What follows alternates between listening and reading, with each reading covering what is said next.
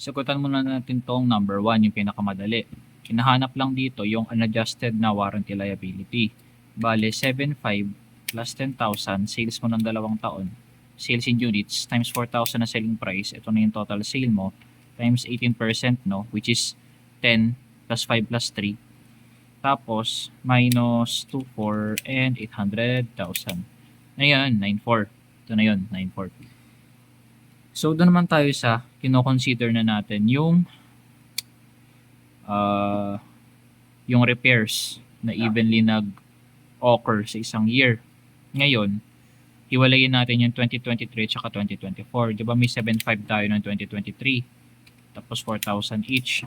Ngayon, tanongin mo sa sarili mo, yung 2023 ba na 3% is tapos na? Meaning na fully consume na ba siya? Iba kasi yung method na ginagawa ko.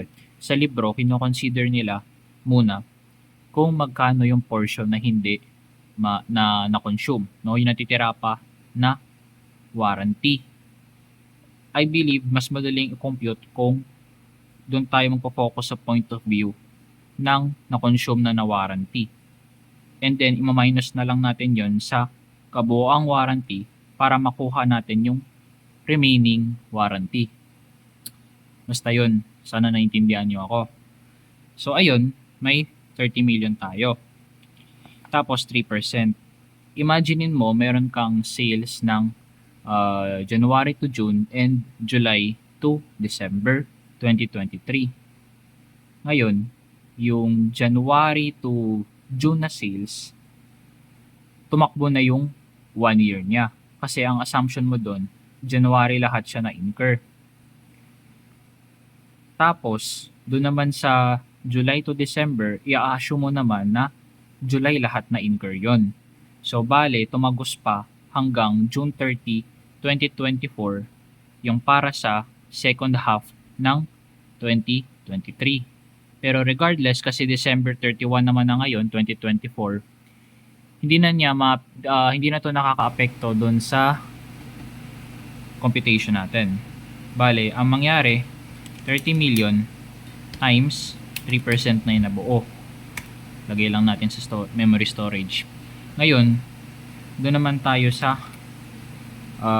second year niya, yung 5%. Diba 2024 ngayon?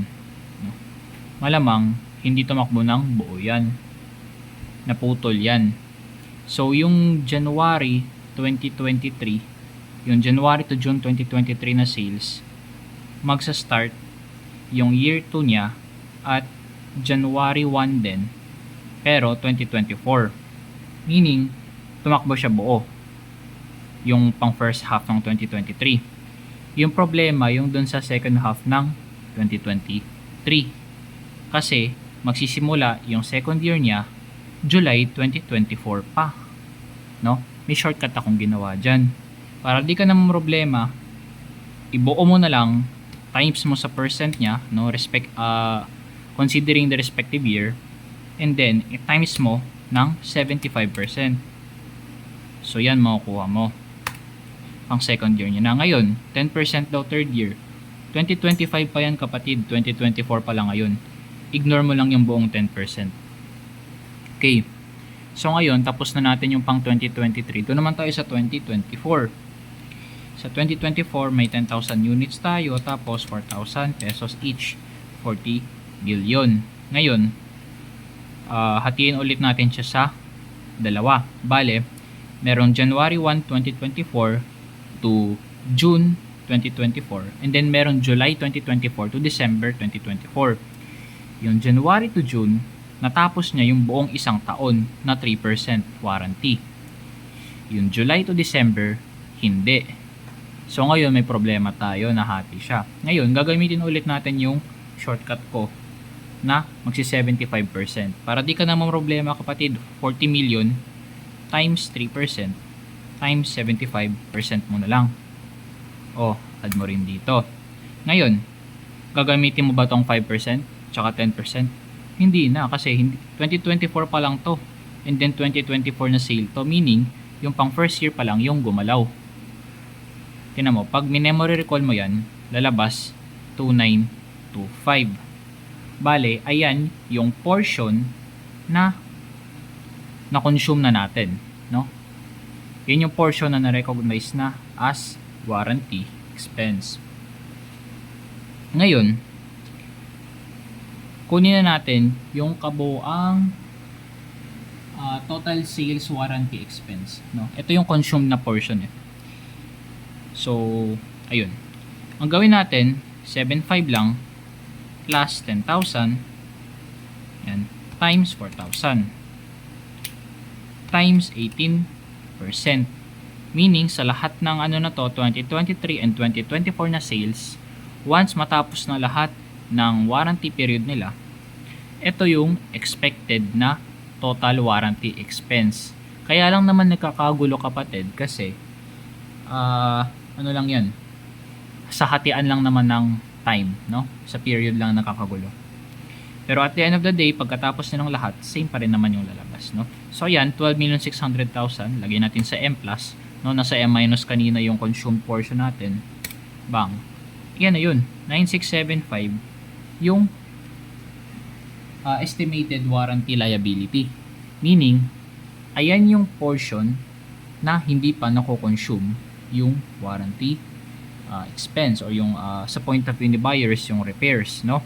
So ayun na yun, adjusted warranty liability on December 31, 2024, 9,675. Ngayon, ano naman to? Adjusted warranty expense for 2024. Hindi ka pwedeng mag 40 million times 18% diretso lang. Kasi bakit? Nagkakaroon po tayo ng adjustment na entry para dyan. So, di ba, ang nakalagay lang sa box natin, 9.4 million lang. Pero, it turns out na kapag in-adjust mo pala using this even method, magiging 9,675. So, ibig sabihin, tumaas po yung liability mo. Kapag tumaas yung liability mo, masaya ba malungkot? Di ba malungkot? Ibig sabihin, meron kang decrease in equity. So, i-minus natin siya sa naka-recognize sa book natin. Diba? So, ibig sabihin, 275,000 pesos pa po yung idadagdag mo sa liability mo. And then, kapag nagdagdag ka ng warranty liability na credit, syempre dapat may debit na kasama na warranty expense. Ibig sabihin, mag-i-increase po yung warranty expense natin. So, yan, 275,000.